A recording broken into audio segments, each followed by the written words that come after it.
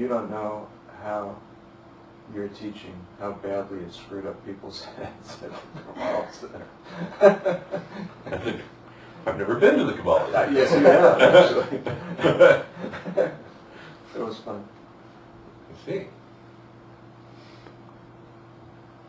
Because their deal is essentially to become a vessel for the light, and there's sort of no room for duality in it, in its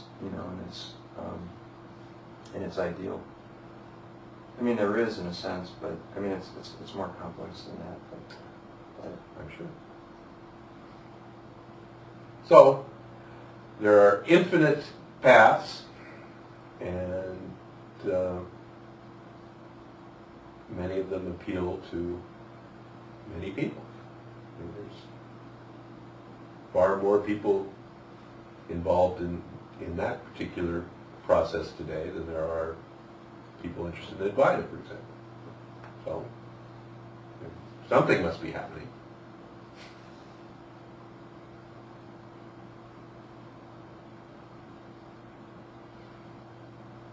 What it is, we can only speculate on. But that's happening, and this is happening. And they're not exclusive of one another. I mean, they both happen simultaneously. And you can look into your own life. I mean, you've been associated with this teaching for 10 years, 9 years, something like that. And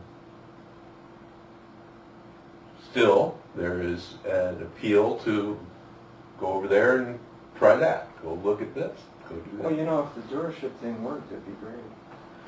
Well, that's, of course. I mean, that's what the ego is looking for. It's going, I've all of these years, I've been trying to make my will manifest in the world. And I've had very limited success in doing that. And so, what I want is more power.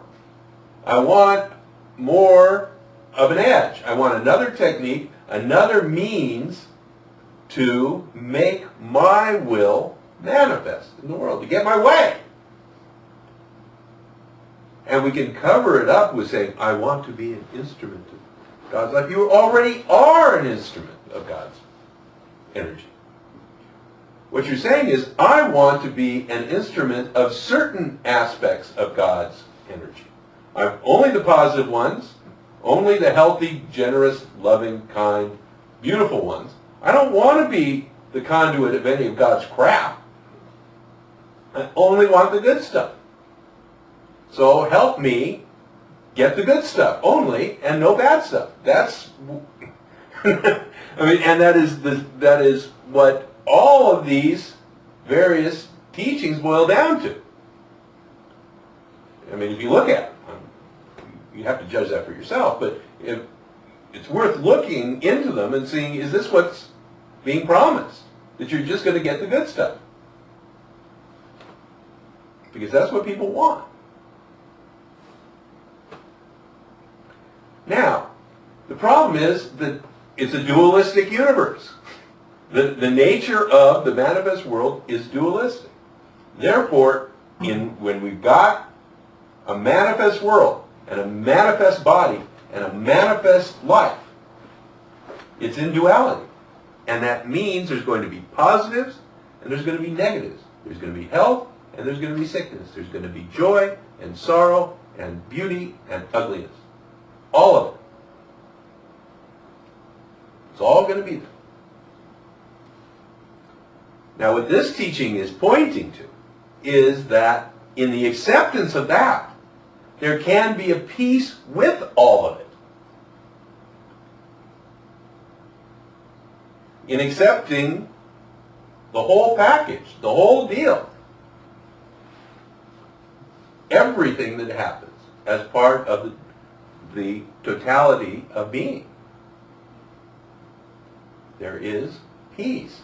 Even when there's turmoil, even when there's sickness, even when there's misery, even when there's sorrow,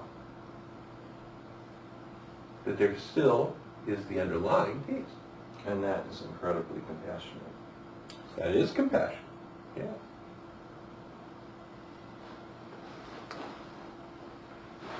It is the compassion of total acceptance, not the compassion of sweetness and pleasantness, which is often what is mistaken for as compassion. That I'm nice to you, and then that's compassion.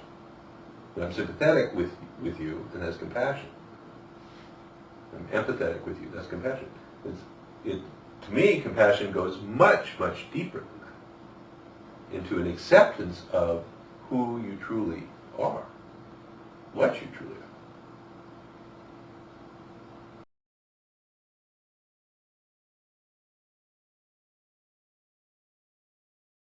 But from a seeker's point of view, there's sort of an assumption that that's a more advantageous view of life.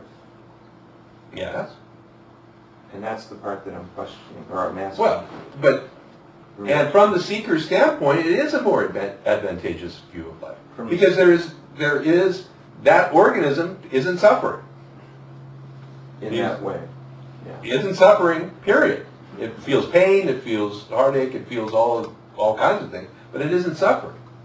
So if the organism, the human organism is saying, I'm suffering, that one isn't, I want what that one has.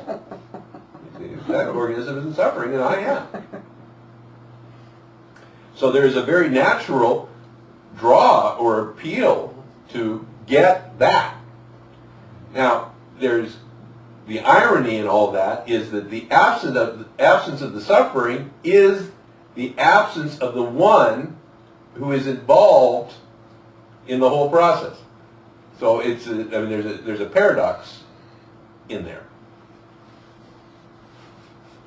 But there's a lot of paradoxes abounding in this world of this teaching.